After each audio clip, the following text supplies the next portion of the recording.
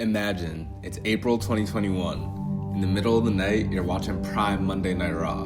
The Rock makes a surprise appearance, the crowd go crazy, then boom, 12 of the richest clubs in Europe decide to pull the ultimate heist. We're talking about a straight up financial power grab backed by JP Morgan. Also, some American owners could secure their bags and turn the beautiful game into a closed loop ATM. No relegation, no earned spots, just pure greed. They really tried to kill the sport we love in broad daylight, and even the whole thing went up in flames in just 72 hours.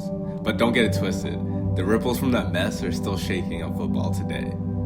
They tried to pivotalize the whole culture that we, the whole football community, didn't let them.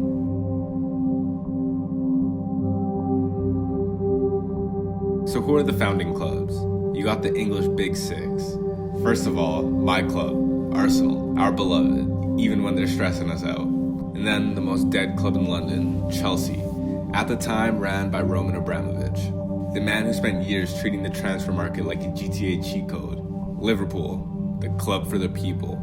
Except the people felt more than betrayed when this dropped. Man City, the oil money giants who have basically been speedrunning trophies on a billionaire budget.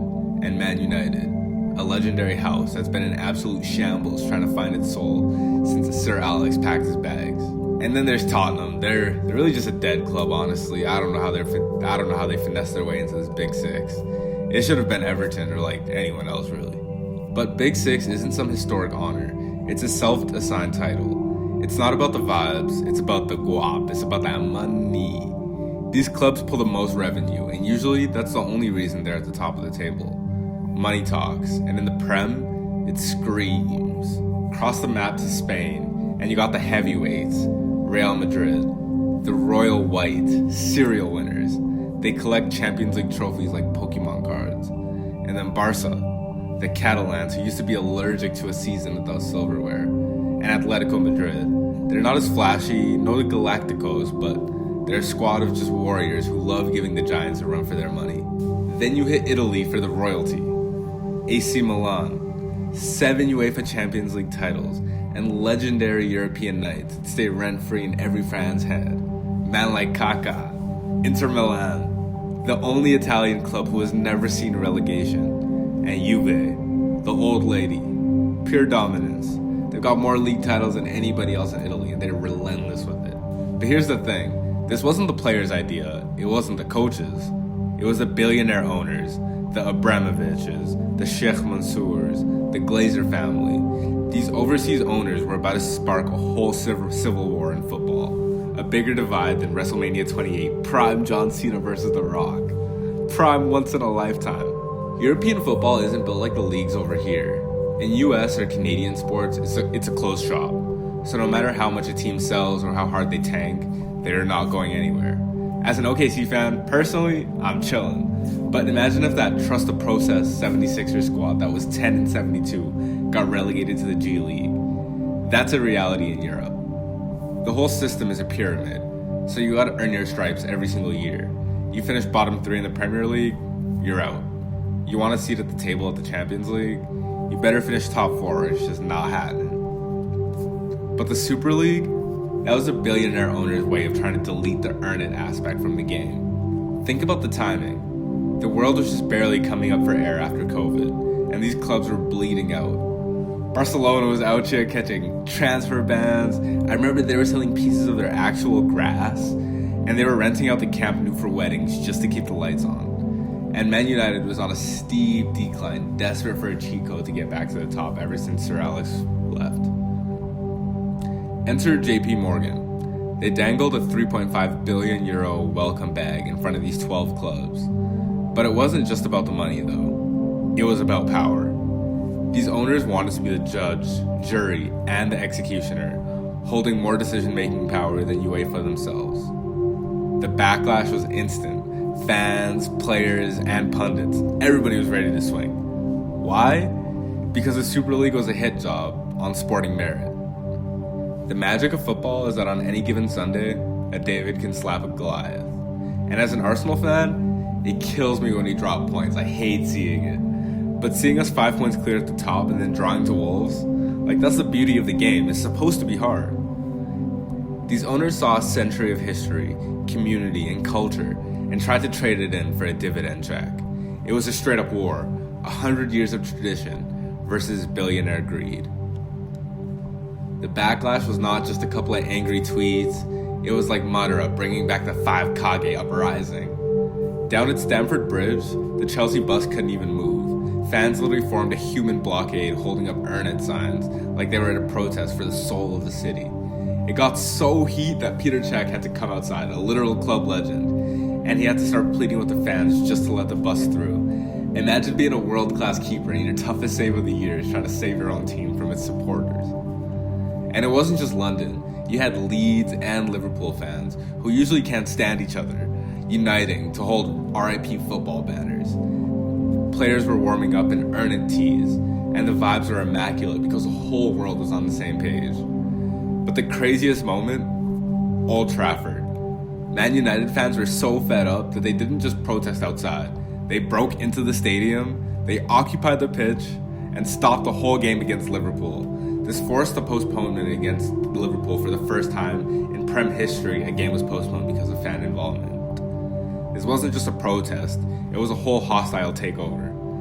The owners really thought they could move in silence with zero consultation. No, how do you feel about this? No, is this what the culture wants? It's just a straight up mission to kill the whole pyramid of European football. And if you want to know how little they cared, look at the reports that leaked right after all of this came out. The owners weren't even calling us supporters anymore. They were calling us legacy fans, basically saying that we're all like old news, dusty, and irrelevant. And they were looking for fans of the future, aka the people who don't care about the history as long as they can buy a digital jersey, wear it out, and watch a highlight. They tried to tell us that our loyalty was obsolete. They tried to say the 100 years that we put into these clubs did not matter. They wanted the bag and they wanted us to shut up and just take it. Pause. The pressure worked. Man City was the first club to fold and officially back out. Once the first domino fell, the rest went down in real time. Within an hour, Arsenal, Liverpool, United, and Spurs all hit the exit button. I still don't know why Spurs is involved in that Big Six. By the next morning, the other most haram London club, Chelsea, finally pulled the club. Just like that, all 6 English clubs had ghosted the project. 72 hours, and that's all it took for a multi-billion-dollar empire to turn into a group chat full of "I'm sorry" and "we gotta sort things out" calls. The rest of Europe followed suit. Atletico and the Milan clubs dipped shortly after, but while everyone else was apologizing, 2 clubs held on for dear life: Barcelona and Real Madrid. It took until January 2026 for Barcelona to finally read the room and separate from the project. And just last month, February 2026, Real Madrid finally ended their legal war with UEFA and officially buried the Super League for good. And it's officially a wrap. It will not be happening. The aftermath was pure comedy. We got the most awkward apology tour in sports history. So John Henry from Liverpool and Joel Glazer from Man United, men who usually move like ghosts, they put their money in and they're never seen, were forced to go on camera and basically say, "My bad, we completely forgot you guys actually care about football." And even Jurgen Klopp had to step up and sit and play damage control for his owner's mistakes. They realized that they didn't just misread the room, they misread the entire culture. A company called A22 Sports tried to bring the zombie back to life in 2014 with a rebrand, 96-team version called the Unify League. They promised free streaming and sporting merit, but the fans were not buying it. It was immediately clocked as just another corporate money grab with a new coat of paint on it. The Super League failed because it tried to buy something that is not for sale, the soul of the game. So there's a bit of a pattern here. Look at the lineup I'm about to name: Arsenal, Liverpool, Man United, and Chelsea. They're all running on American owners in the States. In the US, sports are a closed shop, so you buy a team and your investment is safe. There's no relegation, you don't lose your spot, it's just guaranteed TV money. For those owners coming to Europe and seeing a system where you can lose half of your value just because you had one bad season is a nightmare.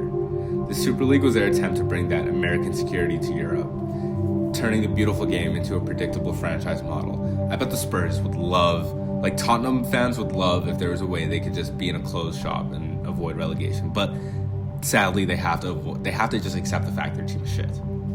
Even though we beat the Super League, the game didn't just go back to normal. We're still living through the ripples right now.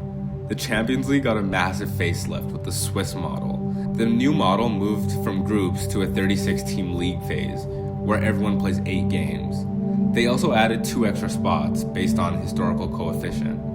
In plain English, it's basically a safety net, and it ensures that the 2 leagues with the best teams decided by UEFA, probably like the Prem and then either La Liga or Serie A, is given an extra spot. So a team still has a backdoor into a tournament, giving the Giants the security that they crave without blowing up the whole pyramid system.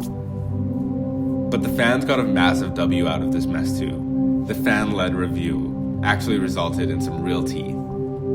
In July 2025, the Football Governance Act officially became the law, creating the Independent Football Regulator.